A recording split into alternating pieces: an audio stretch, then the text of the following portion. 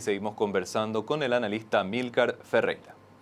Amílcar, en términos de lo que serían probables sesgos sobre esta proyección que ya estuviste mencionando, se espera que el Banco Central mida la inflación al cierre del año 2024 en torno a un 4%.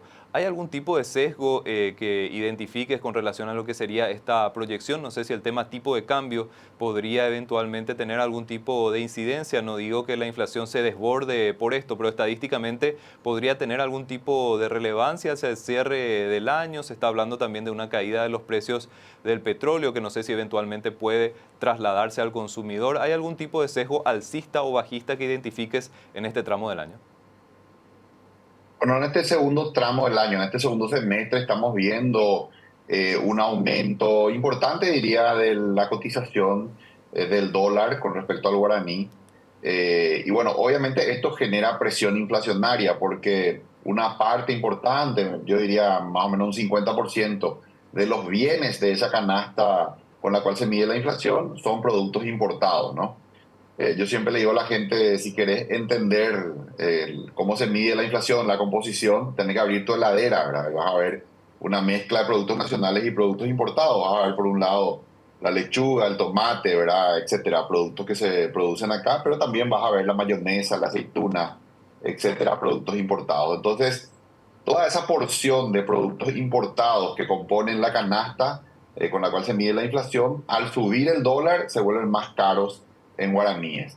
Y eso, esa suba al dólar que estamos viendo ahora seguramente se va a trasladar más temprano que tarde a precios y eso a su vez genera cierta presión inflacionaria. Entonces, vamos a ver el comportamiento de la inflación en los próximos meses de aquí a fin de año. Por ahora, digamos que yo no anticiparía de que no se cumpla la meta de inflación. Quizás sí le va a poner presión, ¿verdad? Al Banco Central, quizás se ubica un poquitito por arriba del 4%, es probable, pero va a ser interesante, ¿no? Ver en los próximos meses cómo esta suba de tipo de cambio se traslada a precios y cómo esos precios aumentados a su vez afectan el índice de inflación. Vemos que hasta ahora, bueno, el dólar históricamente en Paraguay en la última década ha subido más o menos entre un 4 y un 7% cada año.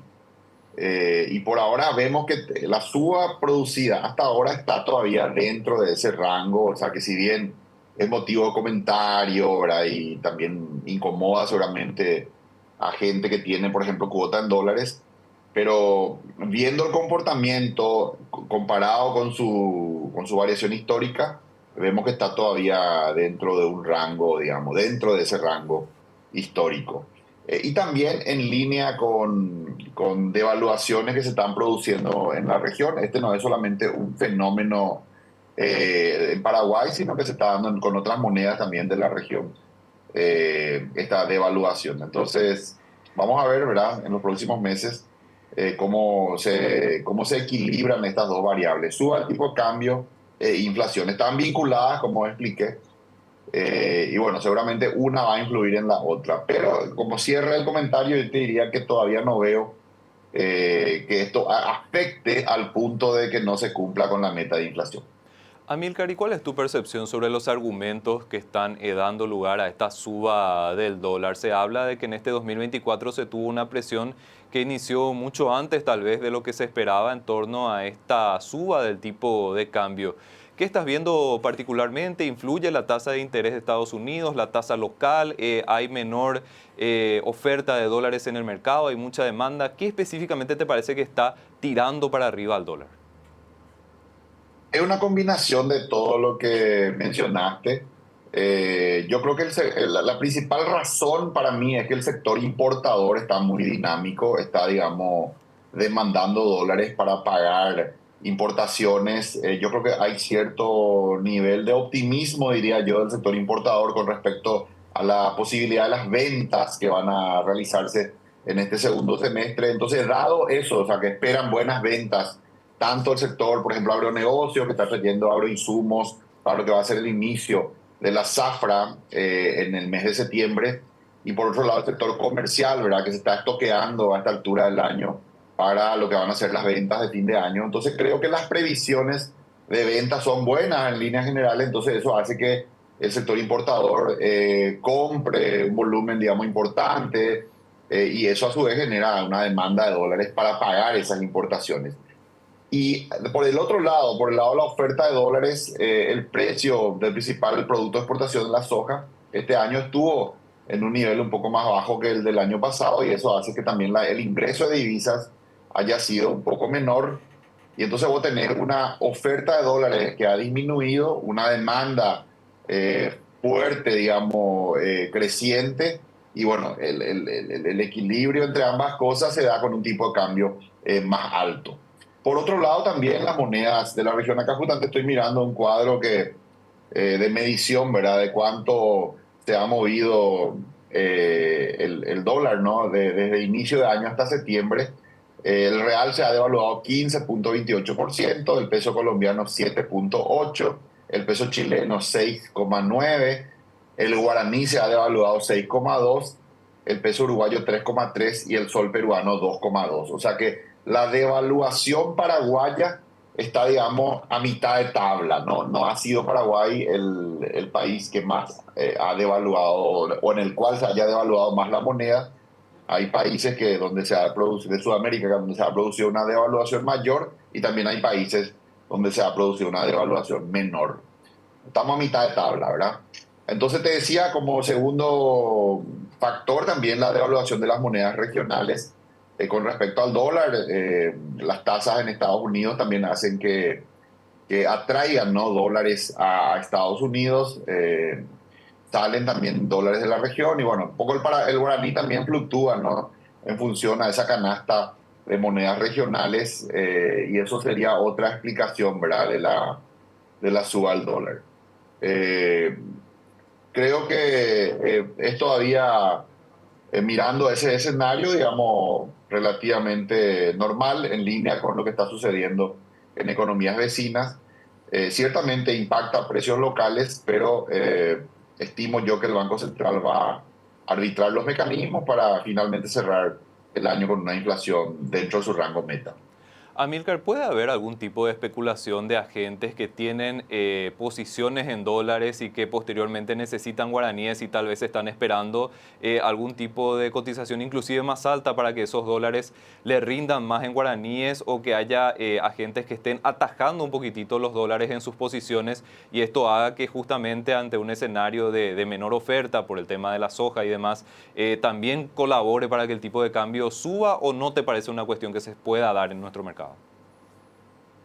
Es probable, mira, las expectativas son muy importantes en economía, por eso que en un mercado de cambios libre como tiene Paraguay, digamos, es importante que la fluctuación sea libre, ¿vale? Es decir, vemos que todos los años el dólar sube un poco, pero es muy importante que esa suba sea como gradual, sea suave y no abrupta, porque cuando es abrupta genera nerviosismo, genera expectativas, y puede hacer de que ciertos actores de la economía, tanto empresas como personas, a raíz de esa suba abrupta en un tiempo corto, se asusten y decidan mover sus depósitos de guaraníes a dólares, o sea, posicionarse en dólares.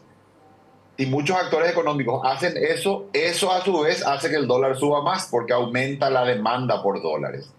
Entonces, es probable que con esta suba en estos últimos 30 días, donde se fue a 7.700 e inclusive más el dólar, haya generado, ¿verdad?, que algunos actores, viendo esa suba tan importante, hayan decidido cambiar de posición, ir de depósitos en guaraníes a depósitos en dólares, o sea, dolarizarse, ¿verdad?, como una forma, por un lado, de protegerse de esa suba, y por otro lado también de quizá especular, ¿verdad?, de que el dólar pueda subir más, y entonces estar posicionado en esa moneda para aprovechar esa suba.